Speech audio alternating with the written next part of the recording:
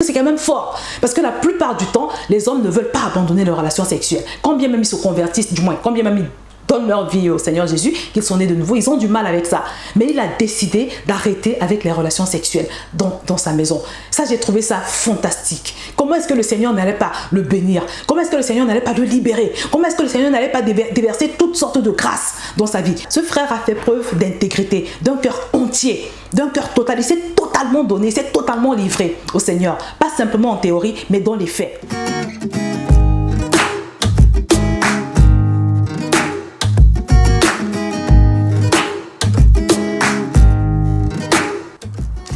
Bonjour à tous bien-aimés, bienvenue sur Vie TV.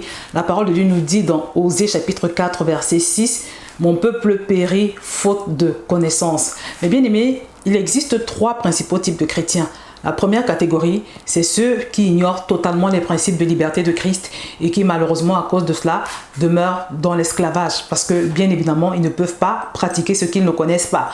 La deuxième catégorie de chrétiens, c'est ceux qui connaissent les principes de Dieu ou bien qui en ont entendu parler mais pour qui cela reste de la théorie. Ils ne le mettent pas en pratique soit parce qu'ils souffrent de paresse spirituelle, soit parce qu'ils n'ont pas de foi, ils ne croient pas vraiment que ça fonctionne, soit pour d'autres raisons. Mais la conséquence est la même, ils sont tout de même esclaves parce qu'ils n'ont pas pratiqué les principes de Dieu. Et la troisième catégorie de chrétiens, c'est ceux qui reçoivent les principes de Dieu. C'est ceux qui croient aux principes de Dieu, c'est ceux qui acceptent les principes de Dieu et qui les mettent en œuvre parce qu'ils ont compris que Dieu n'est pas un homme pour mentir, ni fils d'un homme pour se repentir. Ils ont décidé de mettre Dieu à l'épreuve et d'appliquer ses principes. Ils sont déterminés, ils sont tenaces et ils ne lâchent pas tant qu'ils n'ont pas vu leur victoire, tant qu'ils n'ont pas vu le plan de Dieu ou la promesse de Dieu se manifester dans leur vie. Demain, c'est le coup d'envoi pour la formation des passionnés de Dieu et je voudrais une fois de plus t'inviter à saisir cette opportunité de prendre ta vie en main, d'approfondir ta révélation des choses spirituelles et de passer dans une autre dimension avec le Seigneur. Je vous précise que le premier cours de la formation partira demain, donc demain vendredi,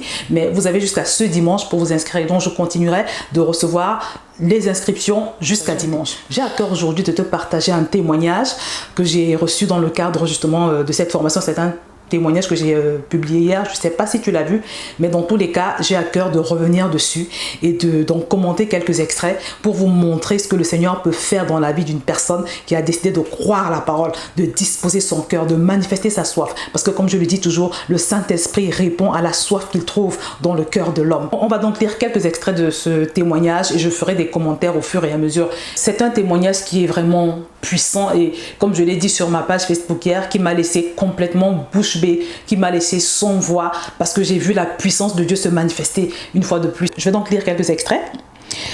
Ma petite sœur qui est membre de la famille ICC à Marseille m'a encouragée dans ma démarche et conseillé cette formation et l'Esprit Saint a fait le reste. Donc déjà, je bénis Dieu pour la petite sœur en question qui est chrétienne et son frère donc qui a partagé le témoignage, il n'était pas chrétien, du moins il croyait en Dieu, mais il n'était pas né de nouveau. Vous voyez, il n'avait pas de profondeur avec Dieu, il était dans la superficialité comme beaucoup de chrétiens. Elle décide donc, elle qui est née de nouveau, de lui recommander la formation des passionnés de Dieu. Donc déjà, je voudrais relever la puissance qu'il y a à simplement recommander un enseignement, un cours biblique à un frère, une sœur, un ami qui ne connaît pas encore le Seigneur. Quand on parle d'évangélisation, il ne s'agit pas simplement de parler, il y a des gens qui n'ont pas le courage de parler, mais rien que par le fait de partager par exemple le témoignage que je vais vous montrer, c'est déjà une œuvre d'évangélisation. C'est une façon déjà de donner l'opportunité à Dieu d'atteindre d'autres personnes. On va continuer avec le deuxième extrait. Le cours qui m'a le plus marqué et touché est celui sur l'échange divin, mon héritage en Christ. Quand j'ai compris ce que Dieu a fait pour nous à travers Jésus-Christ, je m'en suis voulu d'avoir passé 31 ans de ma vie dans l'ignorance et dans la désobéissance. Et malgré cela, Jésus m'est toujours resté fidèle. Il m'a toujours sauvé et relevé à chaque fois que j'ai trébuché. Le soir de la prise de conscience de mon identité en Christ, lors de la prière du soir, je me suis mis à pleurer quasiment durant toute la prière. J'ai eu la sensation que le Saint-Esprit voulait que je me libère de mon passé, vie de fornication, attaché aux choses de ce monde, rancunier. Ce cours a complètement changé ma vie. J'ai recensé tout ce qui était illégal dans ma vie et à partir de là, la peur a changé de camp grâce à Dieu qui m'a donné autorité de marcher sur les serpents, les scorpions et d'écraser toute la puissance de l'ennemi et rien ne pourra me faire du mal.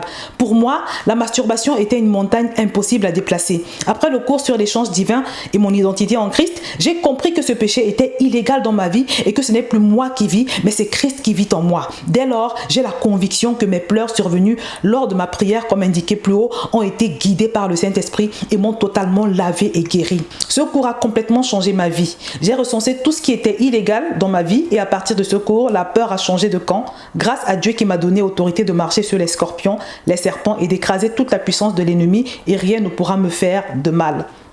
Alors, dans cet extrait, il parle de la révélation qu'il a eue de la parole de Dieu. Parce que vous savez, il y a une différence entre être simplement informé que Jésus est allé à la croix pour nos péchés, pour nous libérer, et en avoir la révélation. Et ce frère explique que c'est dans ce temps de méditation où il a reçu cet enseignement, pas simplement l'information, mais la révélation, qu'il a été saisi. Et je voudrais relever ici que pour être libéré, il n'a pas eu besoin d'imposition de main. Il n'a pas eu besoin de faire un truc compliqué ou un truc bizarre. Simplement, il a reçu la révélation. Parce que quand le simple fait de prendre connaissance d'une chose que Jésus a réalisée, d'une position, d'un statut qu'il t'a donné, et ça t'émeut tellement au point où tu te retrouves en train de pleurer, c'est souvent le genre de choses qui arrivent quand on est saisi par la révélation d'une vérité spirituelle. Et c'est ce qui s'est passé avec ce frère. Et c'est pour ça que j'explique toujours aux gens que c'est la révélation qui libère. Il y a beaucoup de gens qui veulent absolument parler avec moi, ils veulent avoir des entretiens avec moi, des échanges, mais je leur dis non, commencez toujours d'abord par la parole, parce qu'il y a de la puissance dans la parole. Sauf que la plupart des gens reçoivent la parole de Dieu comme simplement une information. Or, c'est la révélation qui libère. Ce frère a reçu la révélation de qui il est en Christ, de son identité en Christ. Il a reçu la révélation de ce que Jésus a fait. La preuve, c'est que il dit qu'il s'en est voulu d'avoir passé ces 31 ans de sa vie dans l'ignorance. Je sais que ce qui lui est arrivé est le fruit de la révélation et de la puissance de Dieu, parce que en général, les personnes qui souffrent de pornographie et de masturbation font beaucoup de choses. Ils font des jeûnes, même des jeûnes à sec, ils passent à la délivrance, on leur impose les mains, on chasse les démons, mais ils n'arrivent pas à se débarrasser de la chose. Mais ce frère, simplement par le fait d'avoir été illuminé par la parole de Dieu, il a été libéré. Et mon frère, ma soeur, c'est à cette dimension que tu dois aspirer. C'est à cette dimension de communion avec le Père, où tu ne fais pas simplement les choses pour la forme, où tu ne lis pas simplement la parole pour la forme, où tu ne reçois pas simplement les enseignements de manière superficielle, mais tu vas en profondeur. Tu fais tout dans un esprit de prière, dans une grande soif et avec une grande foi en la puissance de Dieu, en la puissance de ce que Jésus a accompli à la croix pour toi. Il s'est passé quelque chose pendant que ce frère priait, pendant que ce frère méditait sur la puissance, la réalité de ce que Dieu a fait de lui dès lors qu'il est devenu enfant de Dieu. Une autre chose qui m'a marqué dans son témoignage, c'est quand il affirme, je cite, que j'ai appris à ne pas avoir peur de prendre autorité contre le malin et à proclamer à haute voix le refus de toutes les pensées négatives et les ruses de l'ennemi, car mon Dieu est supérieur à toutes les autres autorités et entités. Là encore, mes bien-aimés, je suis en admiration. Pourquoi? Parce que simplement, quand je lis ce frère, je vois un frère qui a un cœur d'enfant. Parce que comme je vous le dis toujours, Jésus disait dans sa parole, il disait à chaque fois que le royaume, c'est-à-dire toutes les grâces, les bénédictions, les promesses que Dieu nous promet, l'héritage en Christ, appartient à ceux qui ressemblent aux enfants. Le royaume appartient à ceux qui ressemblent aux enfants, à ceux qui ont un cœur d'enfant, à ceux qui ne réfléchissent pas trop devant la parole de Dieu, à ceux qui n'analysent pas trop, à ceux qui ne raisonnent pas trop, mais à ceux qui reçoivent la parole de Dieu telle qu'elle, à ceux qui croient que Dieu n'est pas un homme pour mentir, ni fils d'un homme pour se repentir. Ils reçoivent la parole comme des enfants et ils reçoivent instantanément leur délivrance. Donc ce frère a appris, comme beaucoup d'entre vous qui me regardez en ce moment, il a appris dans la formation à ne pas avoir peur de prendre autorité contre le diable et à proclamer le refus de toutes les pensées contraires. Vous voyez, c'est quelque chose qu'il a reçu et il l'a saisi et il a commencé à marcher dans la réalité de ce fait. Cinquièmement, il affirme que Dieu lui a montré qu'il faisait du favoritisme à sa belle-fille parce qu'il est en couple avec une jeune femme, sa fiancée, qui avait déjà un enfant quand ils se sont mis ensemble. La petite a 7 ans et son enfant à lui, c'est-à-dire l'enfant qu'il a fait avec sa fiancée, a 2 ans. Donc il faisait du favoritisme. Et il dit que là également le Seigneur l'a éclairé. Le Seigneur lui a montré au travers d'un passage biblique qu'il a accepté également comme un enfant que c'était pas quelque chose de correct. Donc le Saint-Esprit lui a révélé cela également et il s'est ajusté. Et ça également j'ai trouvé fantastique. Lisons encore un autre extrait de son témoignage.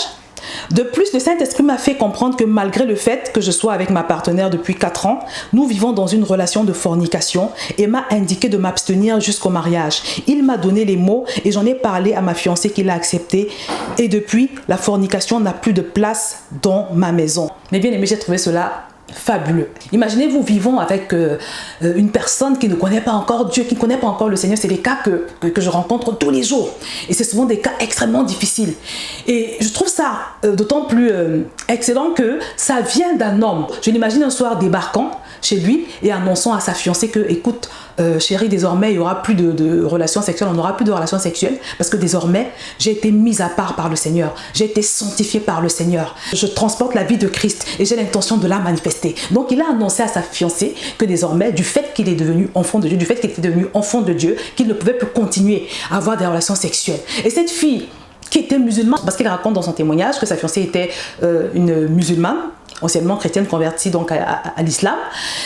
Comment est-ce que cette fille aurait pu ne pas être touchée et même frappée par un tel témoignage? Parce que souvent, comme je le dis aux personnes qui sont en couple et dont le conjoint ou le partenaire a du mal à se convertir, je leur dis souvent que c'est ton témoignage qui va le convaincre. Quand tu vis en couple avec un homme qui est païen, avec une femme qui est païenne, qui ne connaît pas Dieu ou bien qui renie Dieu, c'est ton témoignage. En fait, il n'y a rien de plus fort que ton témoignage pour le convaincre ou la convaincre de se donner à Dieu. Cette fille a dû comprendre qu'il s'est passé quelque chose dans la vie du gars. Parce qu'elle a vu les faits. Elle a vu ce qui sortait de lui désormais. Parce que c'est quand même fort. Parce que la plupart du temps, les hommes ne veulent pas abandonner leurs relations sexuelles. Quand bien même ils se convertissent, du moins, quand bien même ils donnent leur vie au Seigneur Jésus, qu'ils sont nés de nouveau, ils ont du mal avec ça. Mais il a décidé d'arrêter avec les relations sexuelles dans sa maison.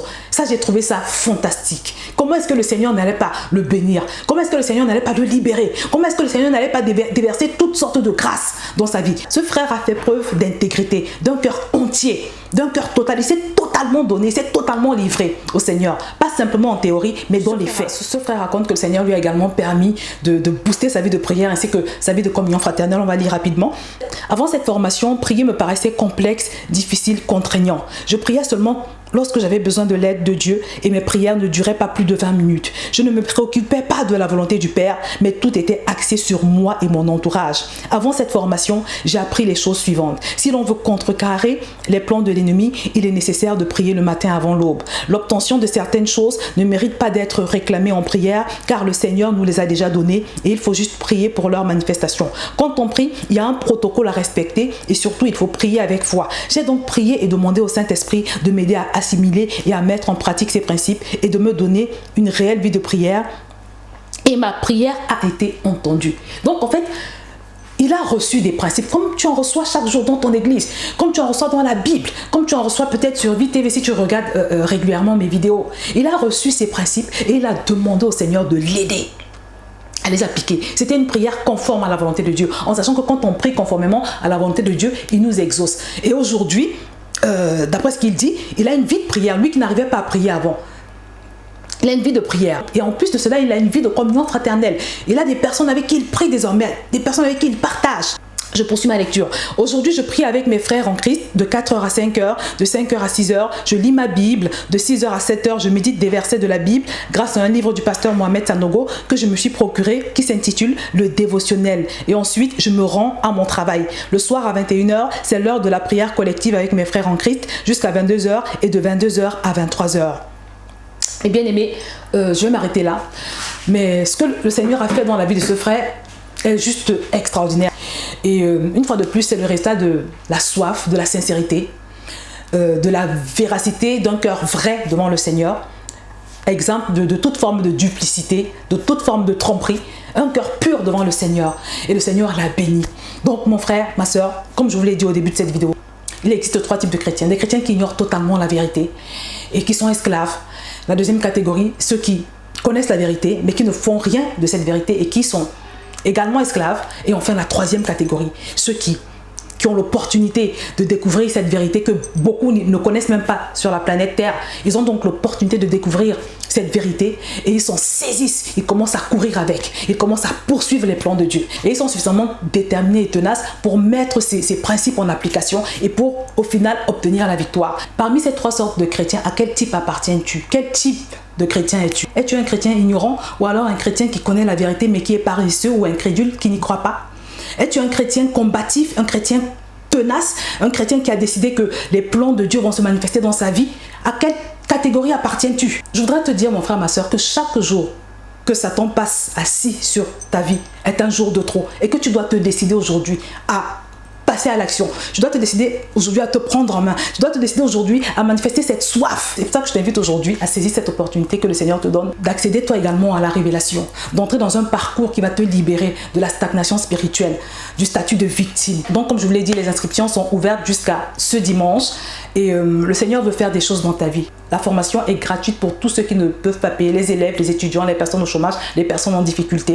Il n'y a rien qui t'empêche de donner l'occasion au Seigneur d'agir dans ta vie comme il a fait pour le frère en question. Je vais vous mettre son témoignage en bas de cette vidéo et je vous recommande vivement de le lire parce qu'il est tellement édifiant. Là, je n'ai partagé avec vous que quelques extraits. Donc, la balle est dans ton camp. Décide de prendre ta vie en main aujourd'hui et donne au Seigneur l'opportunité de te permettre, toi également, de pouvoir partager un témoignage. Que le Seigneur te bénisse.